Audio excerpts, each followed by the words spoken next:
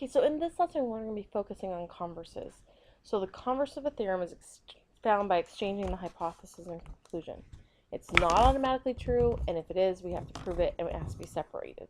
So just to practice looking at these three different if-then statements, if A equals B, then A plus C equals B plus C, and so on.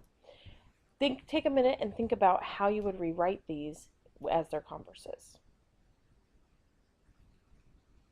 Okay, so here are the converses of those three statements. Now, we talked about how they're not automatically true.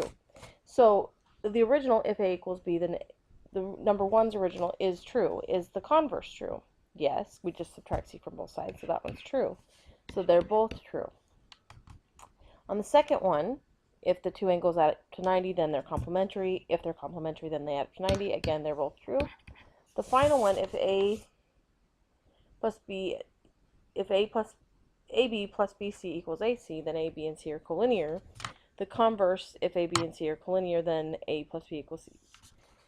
AB plus BC equals AC. That is just tricky to say. Is not true because they don't necessarily, A, B, and C, go in that order.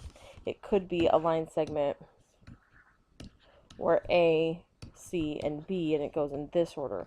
And then that's not true. They're still on the same line, but it's not true. This would be our counterexample. So this one is false, even though the original is true. So that's what we mean by the converses may not be true.